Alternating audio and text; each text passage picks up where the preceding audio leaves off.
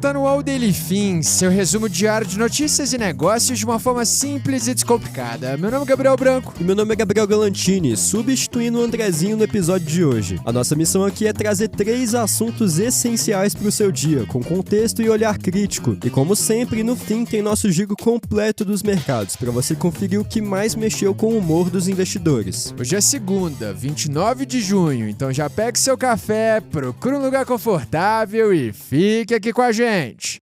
Entre os destaques desse episódio na seção Empresas, Casa Branca freia OpenAI e IPO pode ficar para 2027. Em mundo, Estados Unidos e Irã trocam novos ataques e desafiam trégua. Já no Brasil, Flávio oferece equipe de transição aos Estados Unidos e tema repercute. Tem muita coisa importante para a gente conversar aqui hoje, então já se prepare e bora para a primeira notícia.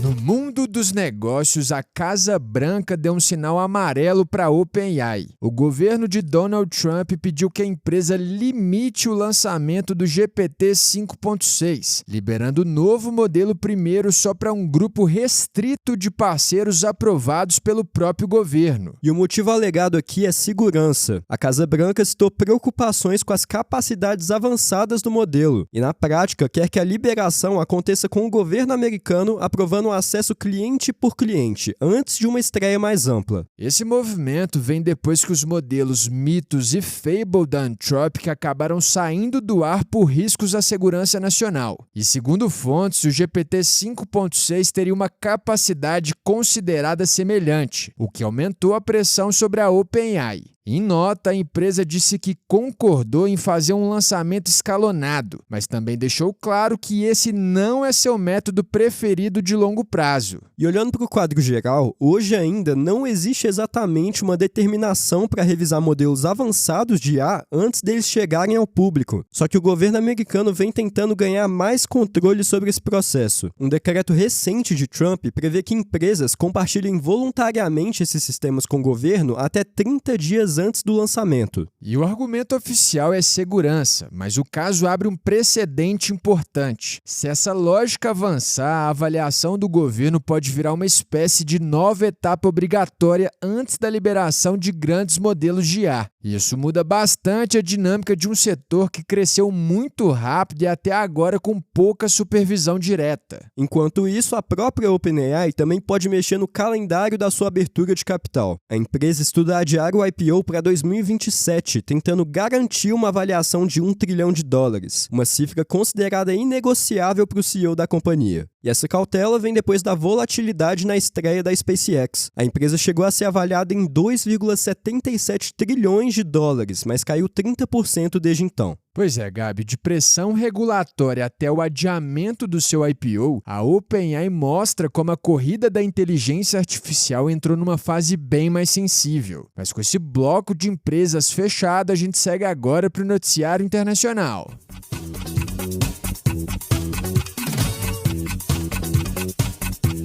Agora no bloco internacional, o cessar-fogo entre Estados Unidos e Irã está por um fio. Nesse sábado, dia 27, as Forças Armadas americanas afirmaram que atingiram múltiplos alvos no Irã por ordem do presidente Donald Trump. O ataque ocorre apenas 10 dias depois da assinatura de um acordo entre os dois países. E esse acordo previa justamente o encerramento imediato e permanente das operações militares, além do compromisso de evitar ameaças ou o uso da força. E o estopim dessa nova rodada foi no Estreito de Hormuz, que é uma das principais rotas do comércio global de petróleo. Segundo os Estados Unidos, as forças americanas atacaram depois que forças iranianas atingiram um cargueiro próximo à região. Já Teherã alegou que o navio atingido estava usando uma rota não autorizada para atravessar a via marítima. E o tom subiu ainda mais depois disso. Trump afirmou que a República Islâmica deixará de existir caso os Estados Unidos intensifiquem os ataques. Nas palavras dele, entre aspas, pode chegar um momento em que não seremos mais capazes de ser razoáveis. Só que a resposta iraniana veio poucas horas depois. O Irã lançou novos mísseis e drones contra instalações militares americanas americanas no Kuwait e no Bahrein e afirmou que os ataques podem resultar na completa paralisação dos processos diplomáticos. E como se esse cenário já não estivesse tenso o suficiente, o Líbano também entrou no radar. O líder do Hezbollah, Naim Qassem, classificou como nulo e como uma humilhação o acordo assinado por Israel e Líbano na sexta-feira, dia 26. Esse texto prevê a retirada gradual de Israel de partes do Líbano, mas permite que as forças israelenses continuem por tempo indeterminado em uma zona de segurança ampliada. E é justamente aí onde o Hezbollah endureceu o discurso. Segundo Qassem, vincular essa retirada ao desarmamento do grupo ultrapassa linhas vermelhas. Ele reforçou que o Hezbollah vai manter sua resistência, deixando claro que esse acordo também está longe de pacificar a região. Ou seja, entre ataques cruzados, ameaças diretas e acordos sendo contestados, o Oriente Médio segue num clima de enorme instabilidade. Mas com esse panorama internacional fechado, a gente vira a chave agora e vai direto para o noticiário aqui do Brasil.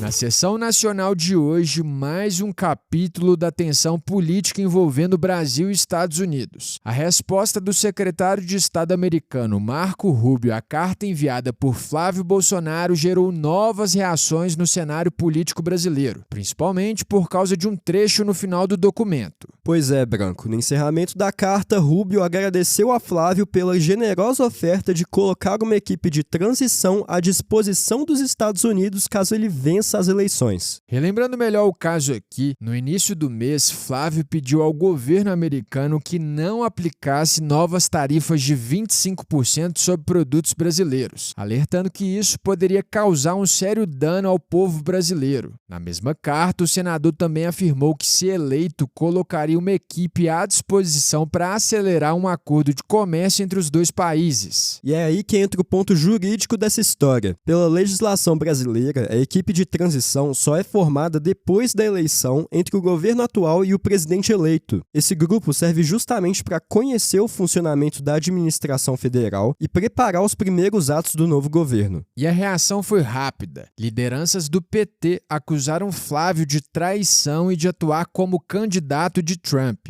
Já no Planalto, a avaliação é que Marco Rubio estaria tentando apresentar o senador como principal interlocutor do Brasil nas negociações sobre tarifas comerciais com os Estados Unidos. Enquanto esse tema repercute, outra frente envolvendo a família Bolsonaro também avançou. A defesa de Jair Bolsonaro pediu ao ministro Alexandre de Moraes que descarte uma eventual falta grave pela posse de uma pistola Glock 9mm e pediu para que mantenha o ex-presidente em prisão domiciliar.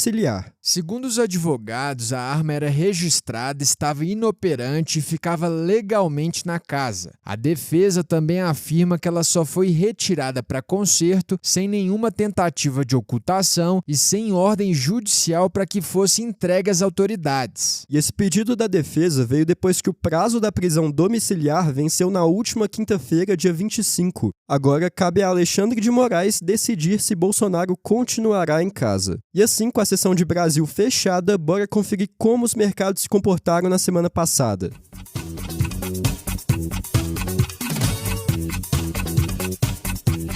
No fechamento dos mercados do Daily Fin, a gente começa pelo exterior. Na última semana, em Wall Street, o S&P 500 caiu 1,95%, enquanto o Nasdaq despencou 4,60%. Por lá, o mau humor foi puxado por ações de tecnologia. Investidores seguem preocupados com os altos gastos do setor e com a dificuldade de algumas empresas em gerar caixa. Por outro lado, o alívio das tensões no Oriente Médio fez o petróleo Brent cair 9,89% na semana, melhorando as perspectivas para a inflação. No Brasil, a melhora desse ambiente externo ajudou a reduzir os juros futuros e impulsionou as ações mais ligadas à economia local. O atacarejo Açaí, por exemplo, subiu 15,42% na semana, enquanto a Vivara avançou 12,90%. Na ponta negativa, a Braskem despencou 16,67% após pedir tutela cautelar para proteger negociações com credores. O Ibovespa mesmo subiu 2,95% aos 173.295 pontos, enquanto o dólar teve alta semanal de 0,03% a R$ 5,16. Olhando agora para a agenda dessa semana, hoje, segunda-feira, tem o início do torneio de tênis de Wimbledon em Londres. Pela Copa do Mundo, o Brasil enfrenta o Japão às 2h da tarde. Na quinta-feira tem a divulgação do relatório de emprego americano, o famoso payroll, e na sexta é feriado de Independence Day nos Estados Unidos. Já no domingo tem o GP de Fórmula 1 da Grã-Bretanha às 11h da manhã. A agenda completa, como sempre, você encontra lá na nossa newsletter Daily Fin. Mas agora que a gente fechou essa sessão, terminamos mais um episódio. Se você gostou do nosso conteúdo de hoje, já segue a gente aí e ativa o sininho para não perder os próximos. E lembrando aqui que essa é a versão em áudio da nossa newsletter. Ela chega todo dia às 6h da manhã no seu e-mail. Por lá você encontra mais detalhes de outras sessões que não cabem por aqui. O link de inscrição está na descrição desse episódio. E se esse episódio te ajudou, você pode ajudar a gente também. Já compartilha com seus amigos aí e com a galera do trabalho, até porque todo mundo merece ficar bem informado. Boa semana, turma. A gente se vê amanhã no próximo episódio. Valeu, pessoal!